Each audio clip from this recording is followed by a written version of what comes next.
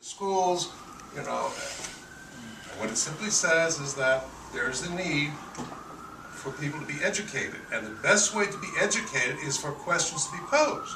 For you to walk out of this room and say, you know, I didn't know that there were African burial grounds in the Delta. Okay. And I had no idea that Tougaloo College did all those things. Now, how do you think Nkrumah came to the United States? Well, he came through Phelps Stokes. That's exactly how that happened. Okay? In Ezekwe. So it's not that it's mysterious, but we don't know. And so I think the issue, and this is why it's so encouraging, you can see how enthusiastic I am. If we recruit you, and when I met you in Bill Jefferson's office, and I'm a political science by training, and she's on the staff from Cameroon? Yeah. I said, whoa, I'm impressed, okay? But the point is that if we start with the resources here, if I gave you 10 hours a month free webinar time throughout Africa, what would you say? Because that's going to come. We're going to be able to break through on communications, but the issue is going to be content and thought. And who's doing the thinking and what are the important questions? So the questions that were raised here in this Palaver Hut should then be driven, because we can't just simply have a one-act drama. Oh, we had a good conversation. Okay. I worked at the University Hospital of Cleveland. Stephanie Tubbs was a dear, dear friend of mine. To know that you came and worked up through Cleveland politics, I assume on the east side, I think that's absolutely remarkable. That story needs to be told. And I think in telling those stories, that's how you're going to reach the young people who are curious, because they're saying, how did you do it? And it's through your stories and your behavior that's going to cause them to say, well, if he can do it, I think I can. Earlier about the fact that all of the near countries, everyone's disorganized. No one really is communicating with the next person, understanding that we all have common problems. We all have linkages in our communities that go back. I mean, if we talk about the civil rights movement, and even, thank God Almighty, I'm free at last, you know, Dr. King got that from Kwame Nkrumah. And he was introduced to Kwame Nkrumah by a man named Bill Sutherland, who went back and forth. And if we look at the people who were arguing for the end of colonialism early on, they were black preachers, you know, civil rights workers, people like this. So the linkages have always been there. It's just that we don't share that and build on it. And then also another kind of a comment, but then something we need to do.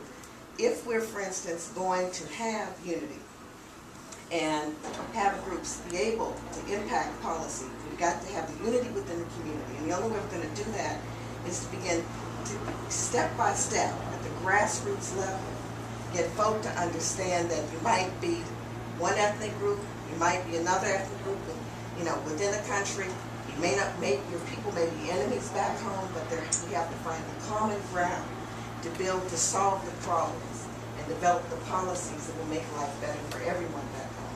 It means that people are not sending remittances back to fuel war. You know, so we've got to address these things. Because I mean, I went to Senegal for FESME, and I was part of that U.S. delegation. One of the things they said, they want the 6th region to basically put flesh on what's there and to make a contribution to that. And I thought about it, I said, we can't do it because everyone is disorganized here and there. So, thank you very much. What was your question, though? My question is, how do we approach the communities and develop a strategy? I mean, to do that. And I think that's something that this kind of group could think through, and we begin to do it. There are groups that have been, or at least were organized, and me dealt with one of them in Michigan, which was Moab, remember that? And that was a group within the city, I mean within the state of Michigan, that basically was a consortium of all of the organizations that dealt, you know, with African groups. Politicians came before them. If they wanted to run for office, they were there, seeking their support.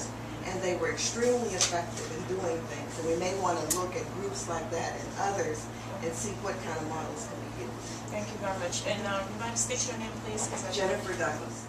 From Liberia, my name is John from Butu. And my point here is the alternative foundations of building a collective social economic initiative by Africans in the United States. Point one, community capital cooperation, education K through 12, academia, business research and development, community investment, financial institution like credit union, community development bank, community development venture capital, involving loan fund, and compassion capital investment fund. How can Africans get involved in that? Thank you. Thank you. One thing. I'm Jim Coffin. I'm from Phelps Stokes, and I have the pleasure of dealing with Dr. Foster and his enthusiasm, and it's amazing what you can learn if you sit and talk to the most handsome man on I Street. The point I wanted to make is that something that we actually talked about at Phelps Stokes this morning. So we celebrate our 100th year. We are trying to identify 5,000 leaders. Now, we don't have a lot of money to do this, so we need to bring money to the table. We also need to find the leaders. And Dr. Foster and I were talking last week, and one of the things that he was saying to me is, every kindergarten teacher can identify the ringleader and can make a deal with that ringleader so she can actually conduct her class.